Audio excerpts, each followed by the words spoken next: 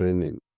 I was saying you can build fantastic schools, but you need quality teachers. Yeah, what we are doing, You're going to find it. what we are doing is, apart from recruiting teachers, we also organize training for them. These are things that we are doing. Even the 5,000 teachers we just staffed, we have started organizing training for them. Okay. Yes, we bring quality people, quality hands to train them. Very soon, you will see what we'll be doing. We will build computer centers in all the schools, in all the wards in Edo State, so that our children can even see the computers. That's Edo Best they are talking about. Is now that we want to implement it. Any child that does not have hands on computers in Edo, how are you going to talk about Edo Best? What is the best in education? Is it not the quality you gave to them? It's the quality. How have you been able to bring leaders across political lines together to jump in with you and solve the problems confronting the states? How have you been able to do that? Leaders are very easy to manage. Very easy. They are the easiest people to manage. But some of them can be overbearing. They can be overbearing, but that's really, you still also need to manage them. How do you manage and respect them? If I can come to your house in the morning, I will tell you, oh, I've come to greet you. How is your wife? Do you have tea in your house? Let's drink tea together. Will you fight me? You won't fight me. If you bring me 10 problems, maybe I solve 2, others are waiting, will you fight? You won't fight. So, I respect them. I see them as my father because they senior me. Yes. I don't see why they should fight. So what we are enjoying in Edo is peace. I will continue to enjoy it. And that takes us to security.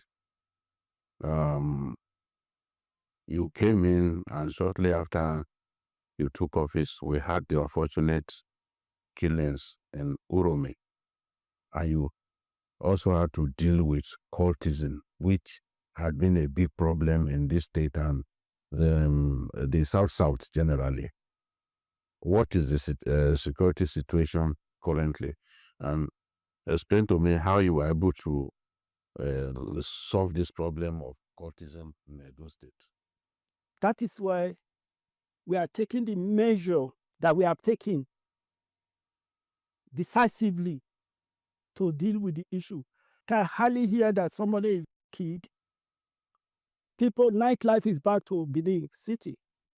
It doesn't kill people. Of course, in last year you got about 300 people. 2024, before Obaseki left government, about 300 people were killed. Then immediately as we came in, they killed about 6 persons. Then I said, no, it cannot happen under my watch. And I tried as much as possible to invite the head of the groups. And they came to government house and I told them it should stop. If it happens again, I'm going to be ruthless. I must be ruthless. And I mean it. And I thought I was joking. 3 days later, they went and killed somebody. And I invited them. I said, which group? They pointed out the group that did it. And I picked the guy, locked him up, moved to his house, demolish it. The other people will learn from them. Nobody wants his house to be demolished for nothing. Yes. Then they tried it in another place. I went there, I demolished. Even now, if they try it, I will demolish again.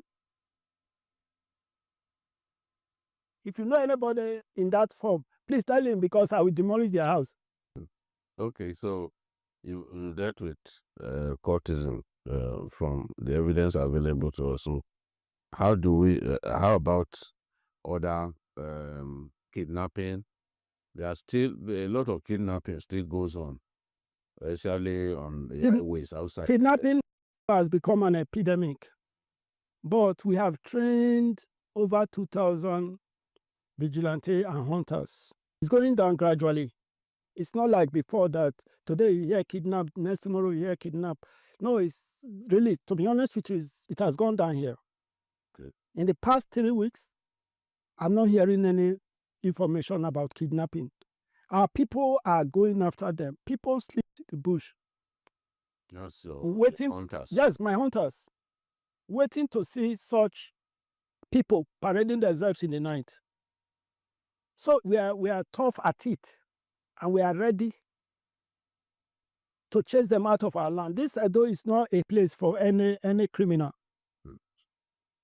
So from what your vigilantes and other volunteers are doing, are you convinced that state police will be able to work if we eventually agree to state police as a country?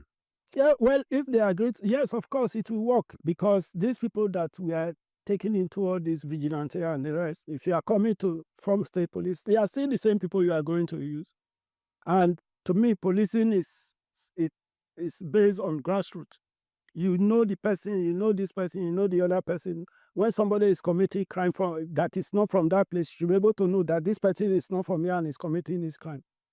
So state police, if welcomed by the federal, that's okay. For me, I will support anything that is good for Nigeria, for Edo State. Okay. So let's go to the health sector. I understand that you've had some interventions in that sector lately. In what state did you meet the health sector of Edo State? And what steps are you taking currently to make them much better? What we meant in health sector was as the same thing like schools. When I was campaigning, I keep telling them, look, vote for me. I will intervene in primary health care, secondary health care. And to be honest with you, we have renovated over 80 primary health care across the local government, across wards. And we will still continue to do it. We have recruited doctors for remote areas, pay them well so that they can stay there and work there. This, I was shocked. Former deputy governor came to me and said, Monday, thank you very much. I said, why are you thanking me? He said, in my own community, my mother called me. You send doctors to their community and they are there. So that is how it should be. There are areas where they have primary health care and there's no doctor, no nurse. No nurse. No nurse, no doctor. But now they have. And how about the equipment that they made? We bought several equipment. You watch what we did yesterday on that video, you can see them. People are jubilating. People are happy. Let me tell you, the money that is given to us by the president is not for me to keep in my house. It's not for me to keep for private use.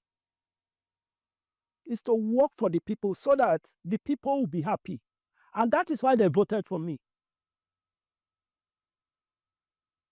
That is why they voted for me. And I will not betray that trust. I am not the best person in Edo State. I am not the tallest. I'm not the biggest. I am from a poor home. I used to cut broom to sell so that I can buy sandals, sew clothes for Christmas, even to buy rice for us to eat on Christmas Day. So if they have trusted me to say you can deliver for us, why will I betray that trust? That is why I said I am introducing practical governance to Edo people.